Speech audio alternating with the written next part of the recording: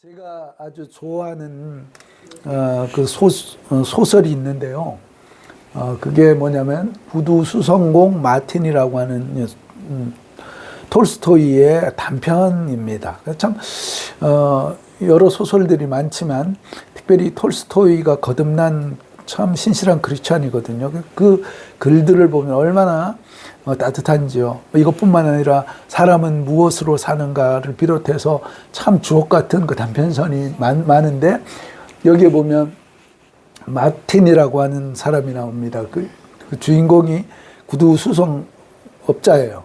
그런데 그는 일상의 삶에서 하나님을 또 이렇게 만나고 그래서 하나님과 동행했던 그런 사람이에요. 그런데 이 마틴이라고 하는 사람이 그냥 뭐라고 하죠?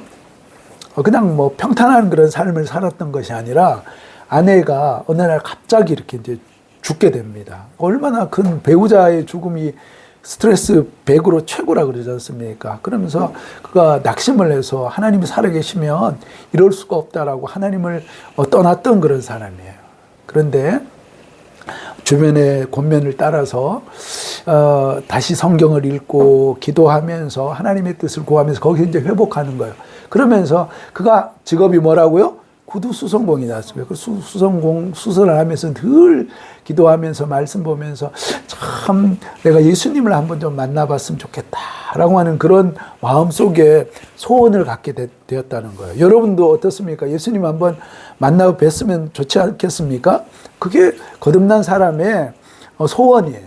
그래서 기도하는데 하나님께서 이제 말씀을 하시죠.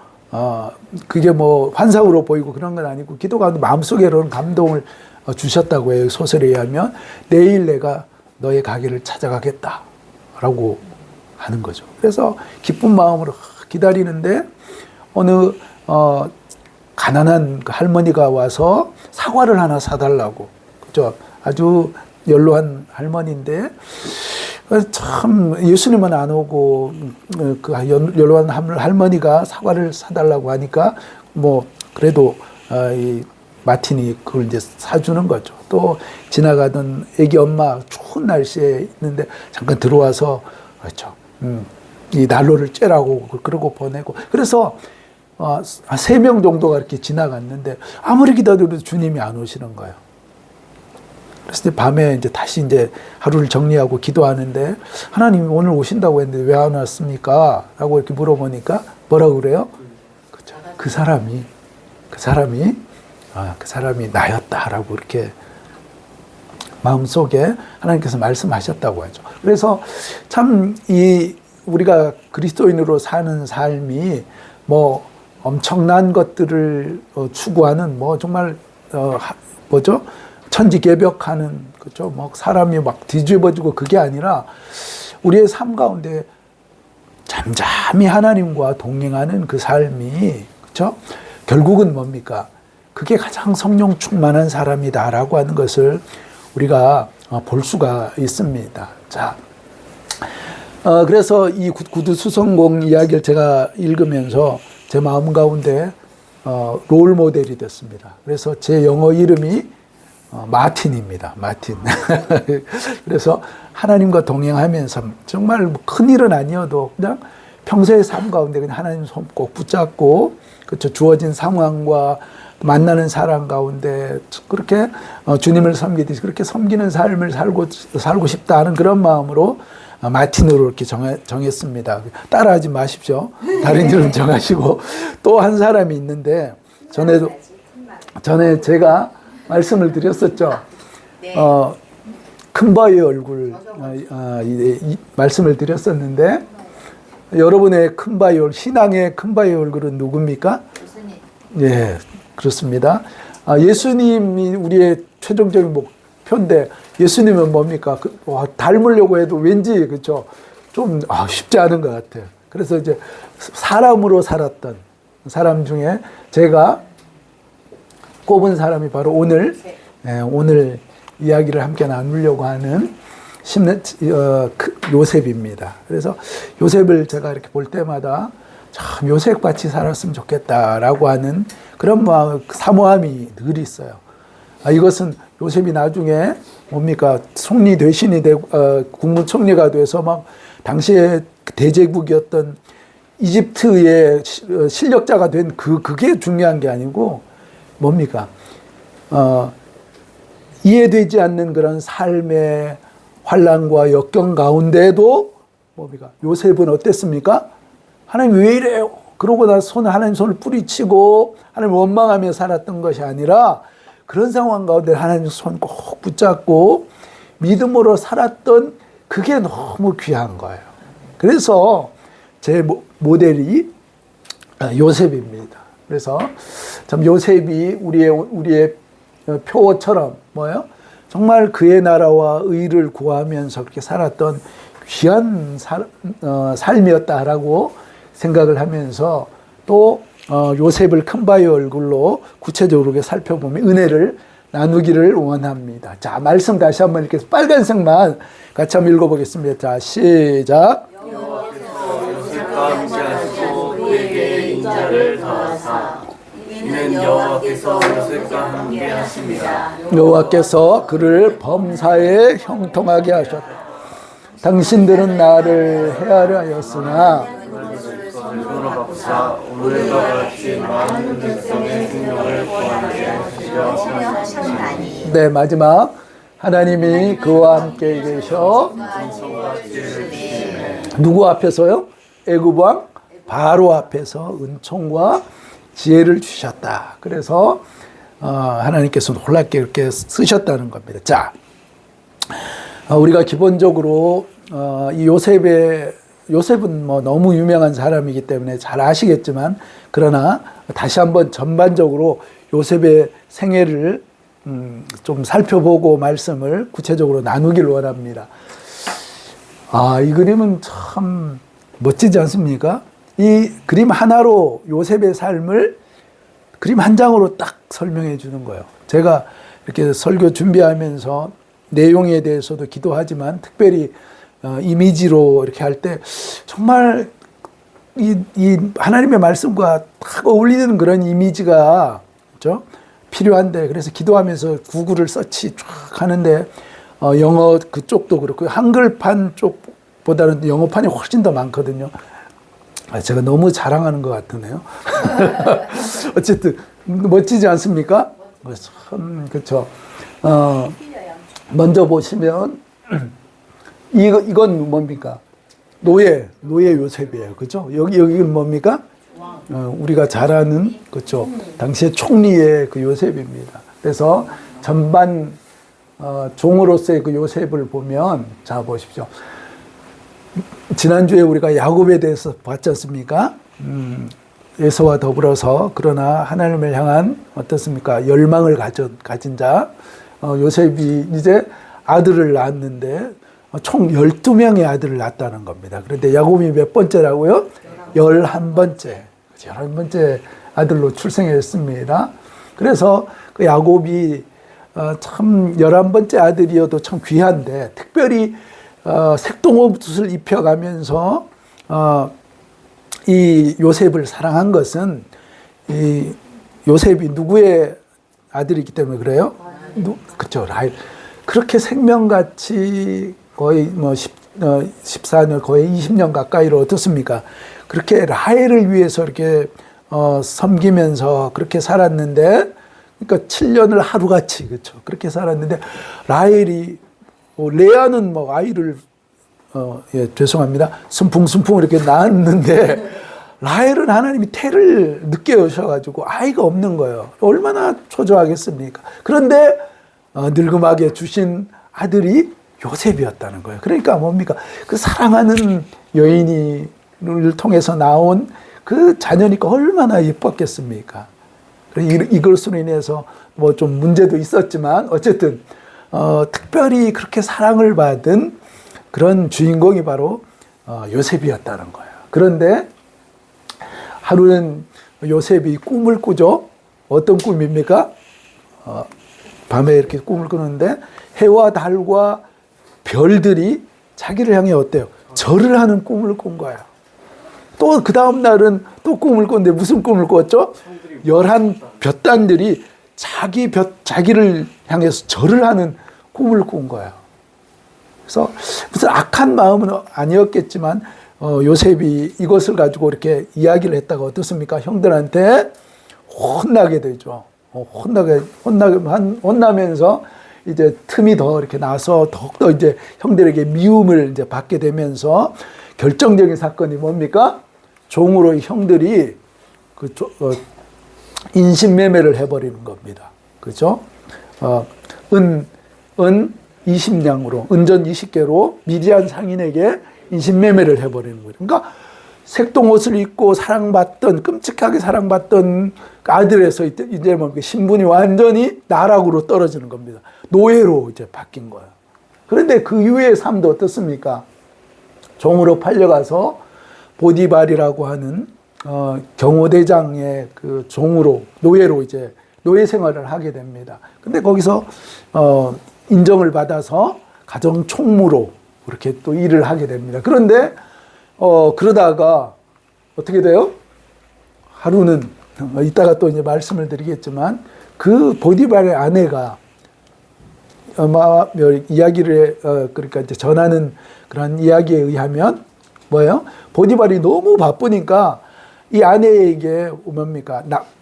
남편으로서 줘야 되는 애정과 사랑을 전혀 못 줬던 그런 상황이었나 봐요. 그러니까 이게 사랑에 굶주린 이 보디발의 아내가 이 요셉이 아주 준수했지 않습니까? 이때가 그러니까 한 17살 정도 됐으니까 얼마나 준수했겠습니까? 그러니까 이제 꼬시는 거죠. 나와 동침하자. 그러니까 몇 번 그렇게 이야기를 했는데 안 된다고 하는데 어느 날 뭡니까? 아무도 없는 거예요. 그러니까 야 이때다 싶어가지고 요셉을 이제 꼬시는 거죠. 아무도 없다. 이 집에 아무도 없다. 나랑 동침하자라고 했을 때 안 된다라고 거절하고 나갔는데 그 옷, 그렇죠. 그 잡고 늘어졌던 그 옷을 가지고 강간하려고 했다라고 하고 어때요?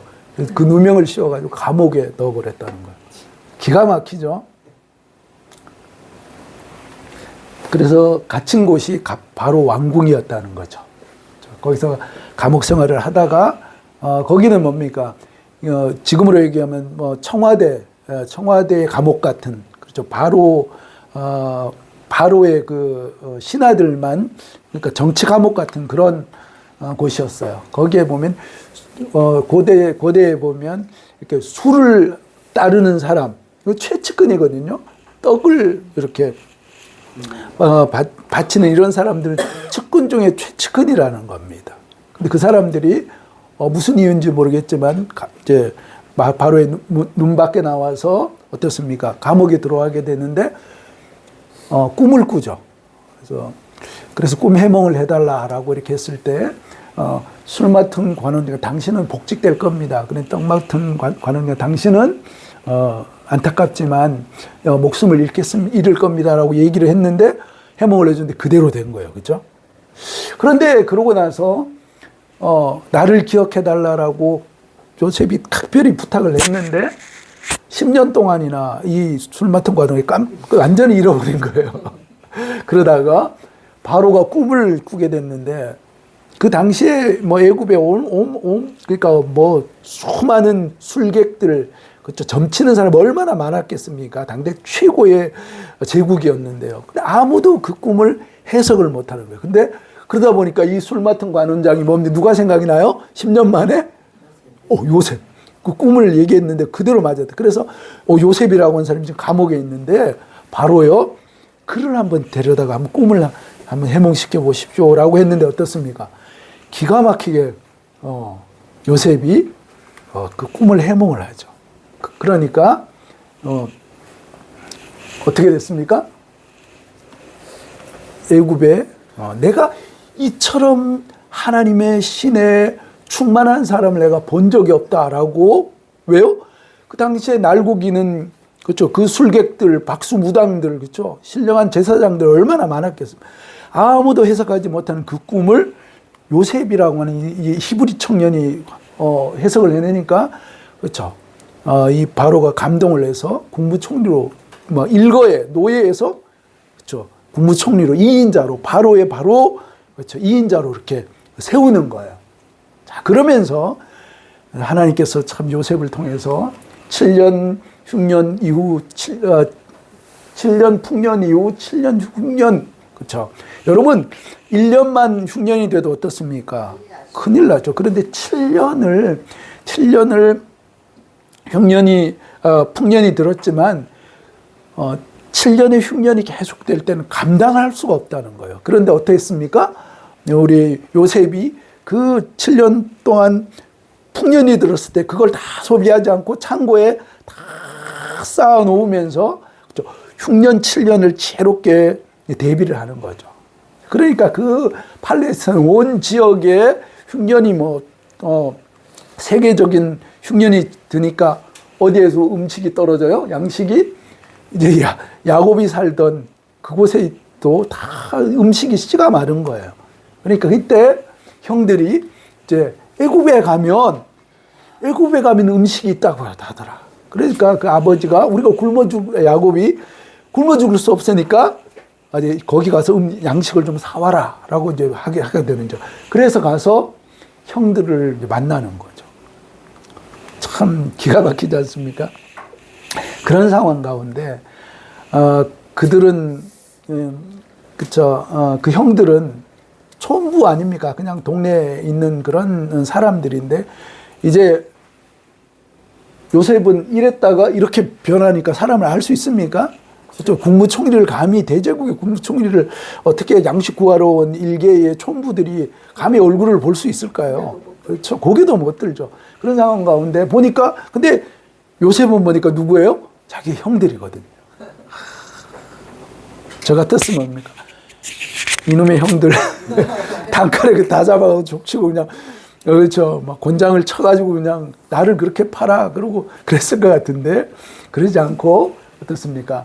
동생 베냐민을 이제 불러오게 해서 거기서 극적인 상봉을 하고 그리고 이제 아버지가 살아계십니까? 그래서 아버지하고도 다 만나서 그 야곱이 그렇죠. 정말 그 요셉이 이렇게 그 형들이 요셉 죽었다고 해서 그 염소 죽은 염소를 죽여서 그 피를 막 요셉의 옷에 어때요? 묻혀가지고 이렇게 보여주니까 이 아버지는 요셉인데 당연히 죽었다라고 이렇게 생각했다가 살아있는 그것도 애굽의 국무총리가 된 그 아들을 그죠 요셉을 만나 그 기쁨이 얼마나 컸겠습니까? 그래서 이제 그렇게 해서 고센 땅에 이제 그 이스라엘 백성들이 이제 살게 되는 거죠. 그러면서 이제 거기에서 이제 요셉이 아들을 낳는데 에브라임과 므낫세 지난주 말씀드렸지 않습니까? 이렇게 해서 두 아들을 야곱에게 축복 기도를 받죠. 그러고 나서 이제 요셉도 이제 물론 야곱도 죽고요. 이제 요셉도 110세에 애굽에서 이제 죽게 되는 겁니다. 이게 이제 스토리입니다. 자, 그래서 무엇을 얘기하려고 그러는데 자, 오늘 말씀의 큰 주제입니다. 자, 같이 한번 읽어보겠습니다. 자, 시작. 하나님이 함께한 사람 요셉. 자, 같이 한번 읽어보겠습니다. 자, 시작. 여호와께서 그가 무토한 자가 되어 여호와께서 그와 함께 하심을 보며 여호와께서 함께 하심을 보아라. 요셉과 여호와께서 요셉과 함께 하시고 또 22절에 뭐라고 합니까? 이는 여호와께서 요셉과 함께 하시고 로마서에도 말씀합니다. 자, 시작. 하나님이 그와 함께 계셔서 그 모든 환난에서 건져내셨다. 자, 이 요셉의 삶이 참 굴곡도 많고 정말 다사다난한 그렇죠? 설명이 안 되는 그런 어려운 삶이었지만 그러나 요셉에게 있어서 요셉이 그렇게 결국 형통할 수 있었던 그 비결은 뭐라고요? 어떻게 해서 하나님이 함께 했기 때문에 그렇다는 겁니다. 자, 그럼 여러분 한번 생각해 보십시오. 하나님이 함께한 사람의 그 요셉, 그렇죠? 요셉의 삶의 강점이 무엇이었을까요? 요셉은 어떻게 해서 하나님께서 특별히 그렇죠? 함께 하시고 은혜를 베풀어 주신 그런 삶을 살 수 있었을까요? 우리 모두가 하나님께서 함께 하신 사람입니다. 그럼에도 불구하고 요셉의 삶은 더 특별합니다. 무엇 때문에 어떤 이유가 있어서 하나님께서 그 요셉과 특별히 함께 하시고 은혜를 베풀어 주셨을까요? 감히 계시는 일을 했어요. 꿈을 꾸는 자. 꿈꾸는 자. 좋습니다. 자, 제가 오늘 함께 나누고 싶은 것은요, 요셉의 강점은 자, 이겁니다. 자, 어떤 강점이 있다고요? 요셉은 코람데오의 삶을 살았다는 겁니다.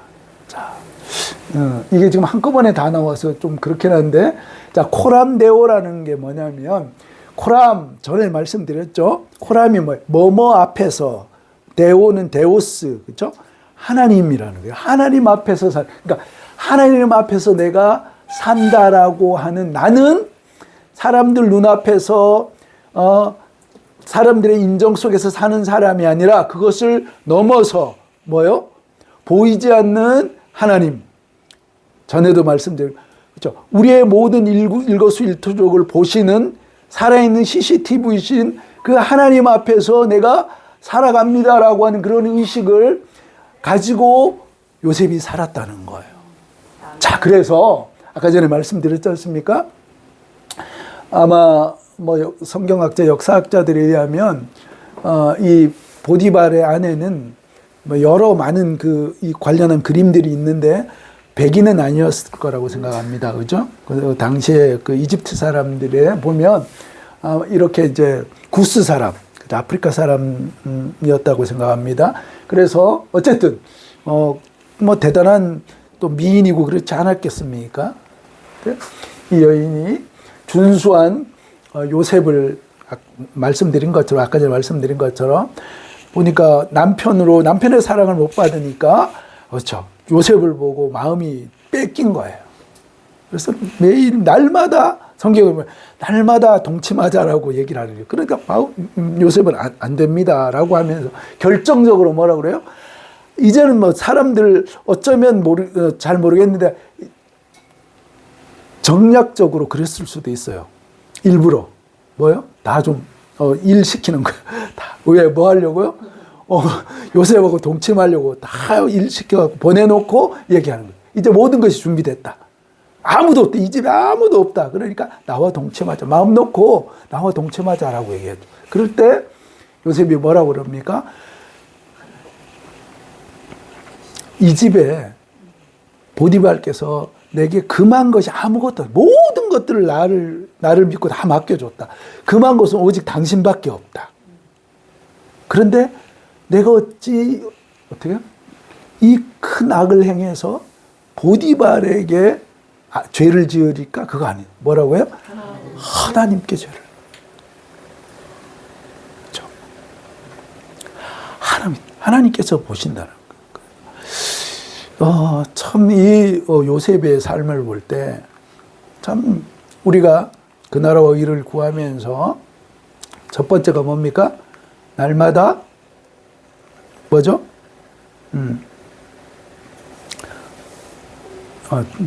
저도 지금 갑자기 날마다 말씀에 그렇죠? 말씀의 다스림 속에서 사는 것, 그렇죠? 우리가 어떻게 하면 우리의 욕심과 우리의 생각을 쫓아서 정과 욕심을 따라서 살지 않을 수 있습니까? 쉽지 않습니다. 그것은 어때요? 어떻게 하면 하나님이 기뻐하시는 그것을 쫓아서 그렇죠? 살아갈 수 있습니까? 그것은 내 생각과 내 경험 가지고는 됩니까, 여러분? 안 됩니다. 하나님의 말씀, 하나님의 다스림, 말씀의 다스림을 받지 않으면 그럴 수 없다는 거예요. 여러분, 여기 이 요셉의 이야기를 통해서, 요셉은 뭐 그런갑다. 그게 아니지 않습니까? 그게 아니에요. 뭐예요? 그는 뭐예요?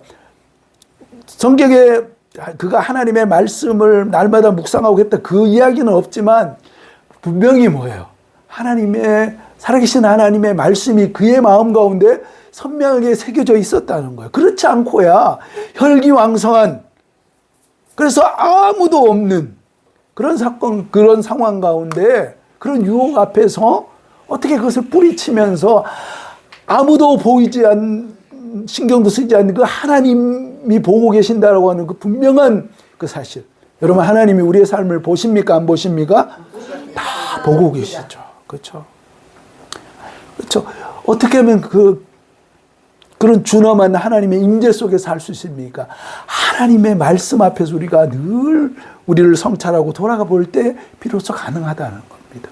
그래서 요셉의 강점이 뭡니까? 날마다 말씀의 다스림 속에서 살았다는 거예요. 그렇기 때문에 우리가 하나님의 말씀을 늘 기억하고 늘 말씀 붙잡고 살아가야 된다는 거예요. 자, 우리 옆에 있는 분하고 한번 인사하겠습니다. 자, 날마다 말씀의 다스림 속에서 요셉처럼 삽시다. 자, 시작. 날마다 말씀의 다스림 속에서 요셉처럼 삽시다. 아멘이십니까? 그렇죠. 자, 이렇게 이제 살아갈 때에 하나님께서 요셉에게 주시는 특별한 은혜가 있습니다. 이렇게 하나님 은혜를 사모하면서 살아가는 사람에게 하나님께서 무엇을 더해 주셨다고요? 인자를 더해 주셨다고 합니다. 여기서 인자라고 하는 이 히브리어가 헤세드라고 하는 그런 말입니다. 이것은 뭐예요? 이래 왔다 갔다 하는 그런 사랑이 아니라 어떻습니까?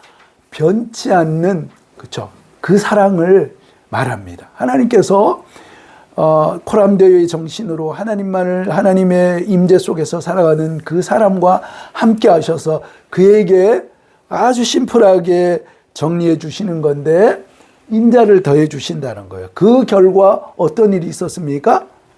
요셉의 삶이 형통했다는 거예요. 같이 한번 읽어보겠습니다. 시작. 여호와께서 그에게 인자를 누구에게? 간수장에게 은혜를 받게 하셨다는 거예요. 또 읽어보겠습니다.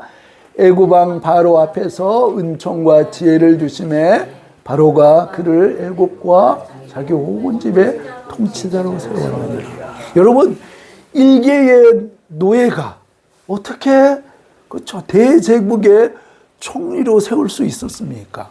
그렇죠. 바로가 눈이 삐었습니까? 그 능력이 안 되는데 그럼 얘따 한번 해라라고 과연 그렇게 어리석을까요? 그렇지 않다는 겁니다. 요셉이, 그렇죠, 그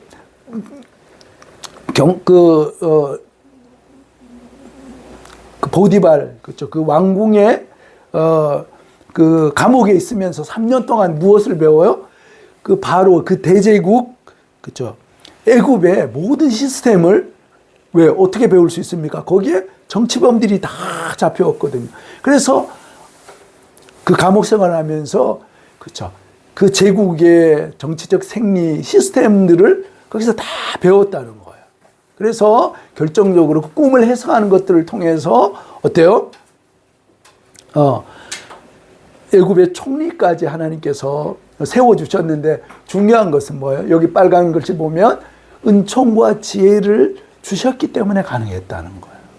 우리가 여기서 성경을 보면 요셉이 워낙 성실하고 요셉이 일처리가 깔끔하고 뭐 대단한 어떤 능력을 가지고 그 부분에 대한 그 성경에는 이야기하지 않고요. 오히려 많은 부분을 무엇을 이야기합니까? 하나님께서 무엇을 더했다고요?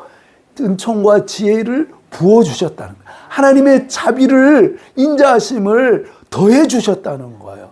누가 하시는 거예요? 하나님께서 그렇게 하셨다라고 이렇게 말씀한다는 거예요. 이게 중요한 포인트라는 겁니다. 그래서 어때요?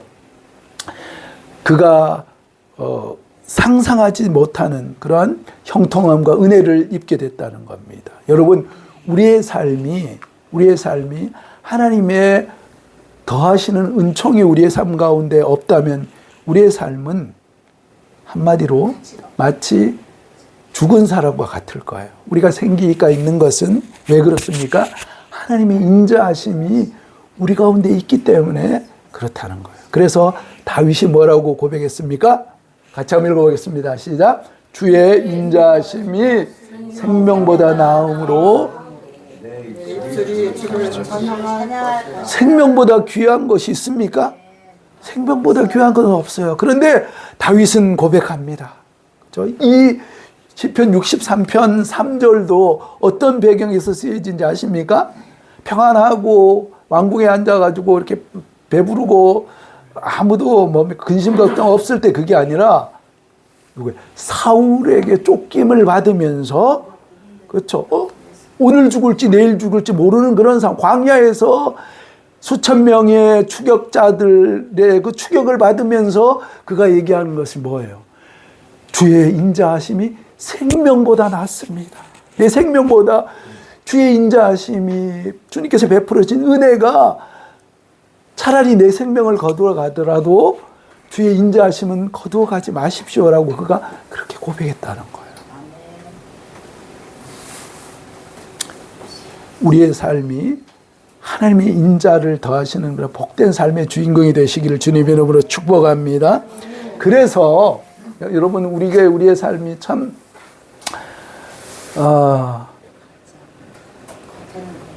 진짜 형통하기를 우리는 간절히 소망하고 있습니다. 저는 요셉처럼 그렇게 형통했으면 좋겠어요.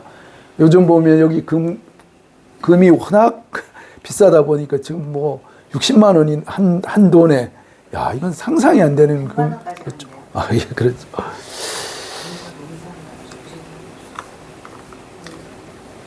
그래서 가짜 금을 만들어 가지고 팔고 뭐 요즘 아주 금은박이 지금 난리더라고요. 막 훔쳐가는 사람도 많고 그런데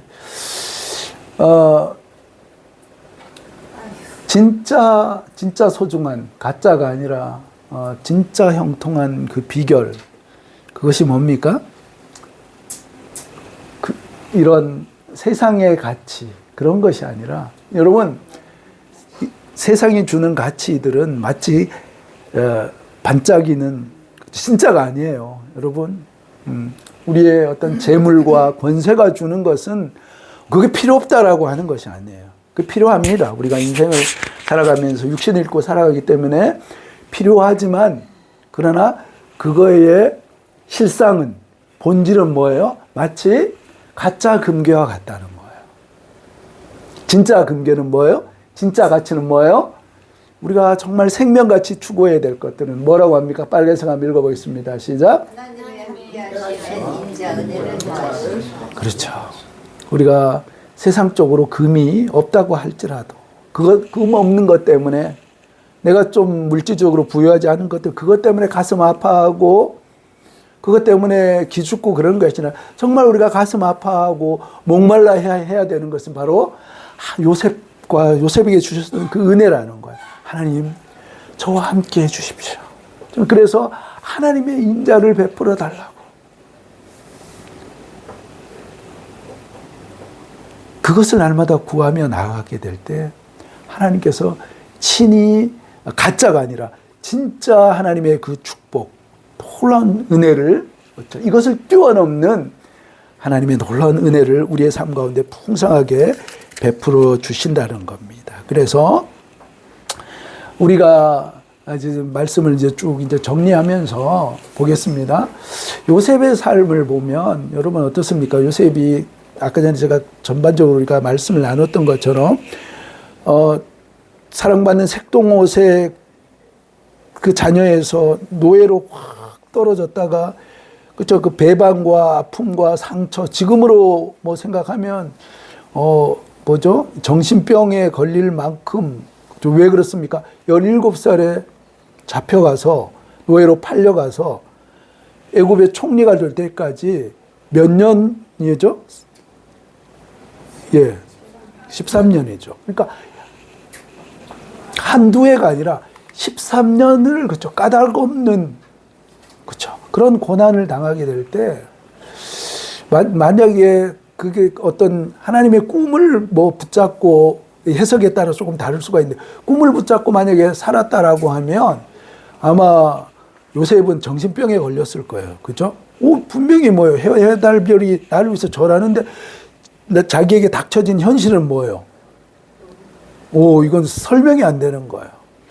그래서 이 요셉의 삶은 그렇죠. 꿈을 쫓은 그런 삶이라기보다는 제가 지금 쭉 말씀드린 것처럼 하루하루를 뭐요? 하나님과 동행하는, 그렇죠. 내가 다 설명은 안 되지만 그러나 신실하신 하나님께서 나와 함께 하시고 이 상황과 환경을 이겨낼 수 있는 인자를 베푸신 그 하나님의 손을 꼭 붙잡고 하루하루를 살게 됐을 때 어떻습니까? 마지막에 하나님께서 어때요? 짠하고 보여주시는 거예요. 그래서 성도의 삶과 신앙의 유레카라고 제가 이렇게 타이틀을 붙여봤는데, 아르키메데스라고 하는 이 사람이 어느 날 왕이 이야기를 하는 거죠. 워낙 지금 뭐 오늘 금 얘기 많이 하는데 왕관에 뭐예요? 가짜를 막 그 세공업자들이 거기에 막 불순물을 섞어가지고 가짜 금관을 만들어가지고 이렇게 왕에게 이렇게 주는 거죠. 그러니까 이 왕은 이게 진짜인가라고 하는 것들을 이 왕관을 쪼개거나 훼손하면 안 되고 이게 진짜인지 밝혀봐라라고 했는데 어떻게 합니까? 밝힐 방법이 없는 거죠. 무게도 비슷하고 대략 얼마나 머리를 써가지고 만들었을 거예요. 그래서 고민하다 어떻습니까? 목욕탕 가서 목욕을 하다가 어떻습니까? 이 왕관을 물에 넣으면 이 질량에 따라서, 무게가 아니라 질량에 따라서 어때요? 이게 진짜, 그렇죠. 금의 질량에 다르고 뭡니까? 가짜의 질량이 다른 거예요. 그래서 뭡니까? 목욕하다가 벌거벗은 몸으로 드디어 발견했다라고 유레카라고 그런 깨달음이, 그죠. 깨달음을 이야기할 때 유레카라고 얘기했는데, 우리가 성도의 삶과 신앙의 유레카가 있다는 거예요. 그게 뭘까요? 아까 제가 찬양 인도하면서 말씀을 드렸죠. 우리의 삶 가운데는 요셉의 삶처럼 어때요? 설명이 안 되는 그런 사건들이 있다는 거예요. 그럴 때 우리가 기억해야 될 것은 뭐예요? 자, 결국은 우리가 고백할 수 있는 것은 어떻게 고백할 수 있어요? 그래서 이래서 이랬구나. 왜 내 삶 가운데 왜 그런 역경과 어려움이 있었고, 참 지금도 설명은 다 되지 않지만 어때요? 어렴풋이 알 수 있는 것은 하나님이 그때 내가 이런 것들이 꼭 필요했기 때문에 내게 주셨구나라고 하면서 어떻습니까? 우리가 하나님 안에 있을 때 이런 깨달음을 갖게 된다는 겁니다. 그렇지 않습니까? 그렇죠. 그러면 지금도 우리의 삶 가운데 아직까지 풀리지 않는 그 신앙의 물음표는 언제 해결될까요? 그렇죠. 우리가 하나님 나라 가면, 죽어보는 게 아니라 하나님 나라 가면 왜 그런지 하나님께서 어때요? 다 설명해 주신다는 겁니다. 어떻게 그걸 아냐고요? 하나님이 신실하시기 때문에 그렇다는 거예요. 우리가 볼 수 있는 것은 어때요? 우리가 인생이기 때문에 볼 수 있는 것이 제한되어 있다는 거예요. 그렇지 않습니까? 그러나 완전하신 완벽하신 하나님뿐만 아니라 신실하신 그 하나님은 우리의 삶을 향해서 단 1%의 실수도 있습니까? 없습니까? 하나님은 실수가 없으십니다. 우리가 찬양했던 것처럼 하나님은요 그렇다는 겁니다. 그래서 자, 창세기 이제 결론적인 말씀이죠. 자, 같이 한번 읽어보겠습니다. 시작. 요셉이 그들에게 이르되 두려워하지 마소서. 내가 하나님을 신뢰하나 당신들은 나를 대하려 했으나 하나님은 그것을 숨으로 하소서. 오늘과 같이 많은 백성의 생명을 온전하게 하시어. 그렇죠. 이게 요셉의 신앙 고백이라는 거예요. 그렇죠. 얼마나 그 형들이 미안하고 여기 잘못하면 이제 목숨이 달아나겠다. 그나마 아버지 살아계실 때는 괜찮은데 이제 아버지도 죽고 나니까 이제 요셉이 이제 우리를 이제 안 갚음할 거야라고 했을 때 요셉이 하는 얘기예요. 누가 하셨다? 당신들이 날 판 것 때문에 두려워하거나 염려하지 마라. 누가? 하나님이 하셨다. 그렇죠. 얼마나 성숙하고 멋진 그 고백입니까? 이때도 꼼수를 넘겼죠. 그래서 우리가 고백할 수 있는 것. 로마서 8장 28절을 큰 소리로 읽어보겠습니다. 시작. 우리가 알거니와 하나님을 사랑하는 자, 곧 그의 뜻대로 부르심을 입은 자들에게는 모든 것이 합력하여 선을 이루느니라. 그렇죠. 현재 우리가 풀리지 않는 문제 같은 거 있죠. 그것도 하나님께서 좋은 것만 가지고 하나님 선을 만드는 것이 아니고 약점과 그렇죠. 때때로 생각하기도 싫은 그것까지도 하나님께서 어떻게 다 모아가지고 결국 뭐예요? 최고의 베스트를 만든다는 겁니다. 할렐루야. 이게 우리 하나님이시라는 거예요. 자, 이제 마지막 이야기를 하고 오늘 말씀을 마치겠습니다. 화니 크로스비라고 잘 아시죠? 우리가 너무나 잘 아는 좀 애창하는 나의 갈 길 다 가도록 또 오 놀라운 구세주 이런 주옥 같은 찬양을 몇 편을 작성을 했다고요? 만들었다고요? 9,000편을 만들었다고. 근데 이분이 어떤 분이에요? 태어나서 6주 만에 의사의 실수로 실명을 한 거예요. 그래서 95세까지 살면서 이런 노래를 지은 거예요. 얼마나 원통했겠습니까? 그렇죠? 답답하고 보지 못하는 그렇죠. 장애가 많지만 제일 뭡니까? 힘든 게 보지 못하는 거라고 그러지 않습니까? 그럼에도 불구하고 그가 이야기 나의 갈 길 다 가도록 예수 인도하시니 그의 긍휼을 내가 어찌 찬송하지 않겠냐라고 하면서 그렇게 찬양했다는 거예요. 자, 그 화니 크로스비에게 어떤 기자가 물었다 그런 거예요. 뭐라고 물어요? 만약 하나님께서 다시 탄핵해 주시고 한 가지 소원을 들어주신다면 무엇을 얘기하겠습니까? 라고 물었다는 거야. 뭐라고 그랬겠습니까? 노래를 보고 싶었겠지요? 아닌가? 그렇겠지? 이렇게 이렇게 대답했다는 거예요. 다시 장님이 되게 해주십시오. 왜요? 제가 그 다른 것들보다 그렇죠.